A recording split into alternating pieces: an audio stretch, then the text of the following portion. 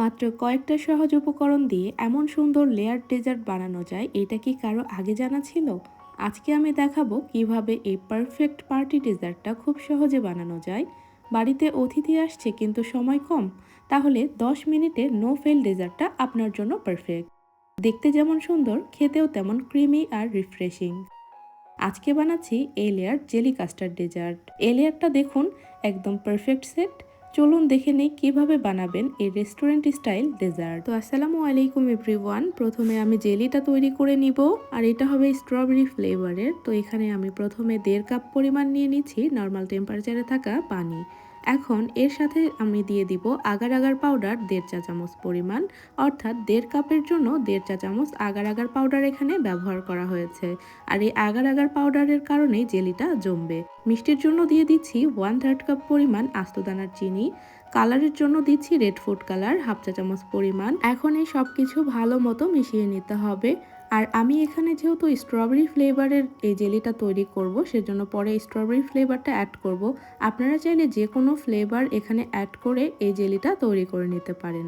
তো agar agar powder, চিনি এবং পানিটা খুব ভালো মতো আমাদেরকে 1.5 থেকে 2 মিনিট মতো জাল করে ফুটিয়ে নিতে হবে।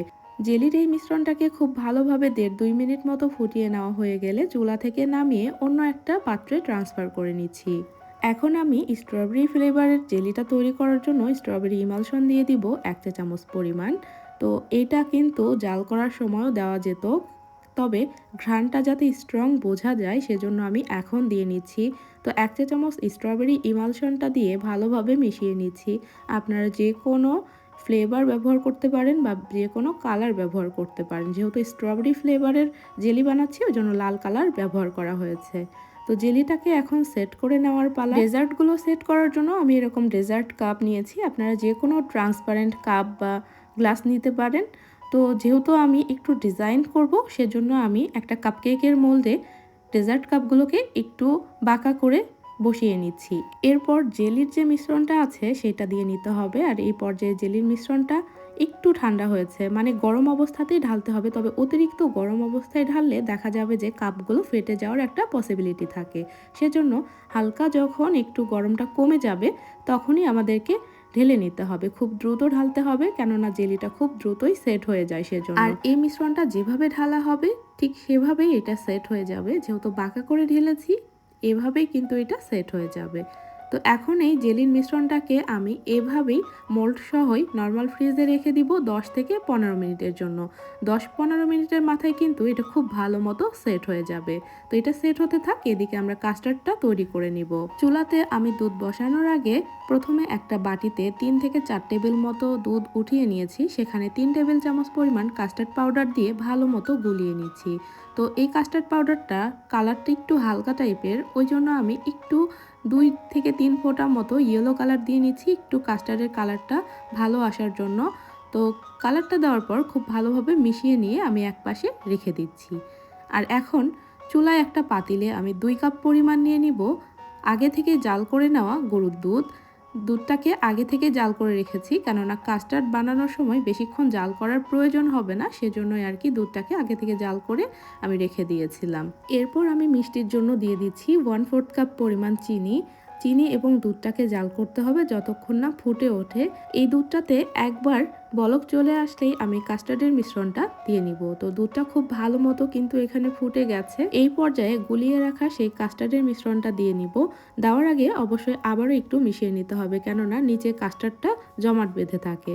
তো কাস্টার্ডের মিশ্রণটা দেওয়ার পরে একটু অপেক্ষা করা যাবে না, সাথে সাথে আমাদেরকে নেড়েচেড়ে মিশিয়ে নিতে হবে। তো এই পর্যায়ে খুব বেশিক্ষণ যে জাল করতে হবে এমন না, মোটামুটি 30 থেকে 40 সেকেন্ড, বড়জোর 1 মিনিটের বেশি জাল করার প্রয়োজন নেই। দেখবেন যে খুব ভালোভাবে ঘন হয়ে গেছে, তখনই চুলা থেকে নামিয়ে ফেলতে হবে। আর এদিকে জেলিগুলোও খুব সুন্দর মতো সেট হয়ে গেছে। এগুলো কিন্তু আর নড়াচড়া করবে না, ঠিক যেভাবে আমরা ঢেলেছিলাম ঠিক সেভাবেই এটা সেট হয়ে আছে। তো এখন যে কাস্টার্ডের মিশ্রণটা আমরা তৈরি করে নিয়েছি সেটা দিয়ে দিতে হবে এখানে।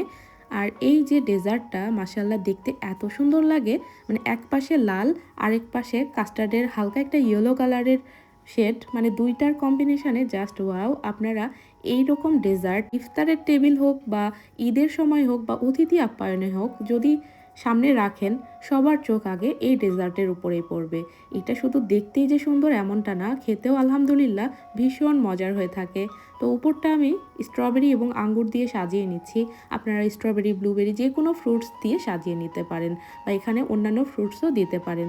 তো খাওয়ার আগে আপনারা অন্যান্য ফ্রুটস দিয়ে এটাকে খাবেন, আর অবশ্যই এটাকে ফ্রিজিং করে তারপরে খাবেন। তো রিফ্রেশমেন্টে ভরপুর একটা ডেজার্ট আলহামদুলিল্লাহ। তো আশা করছি আপনাদের আজকের এই সহজ ডেজার্ট রেসিপিটি ভালো লেগেছে। বাসায় ট্রাই করবেন, আশা করছি আপনাদের কাছেও বেশ ভালো লাগবে। তো আজকের মতো ভিডিওটি এখানেই শেষ করছি। কথা হবে পরবর্তী ভিডিওতে। সেই পর্যন্ত সবাই অনেক বেশি ভালো থাকবেন, সুস্থ থাকবেন। আল্লাহ হাফেজ।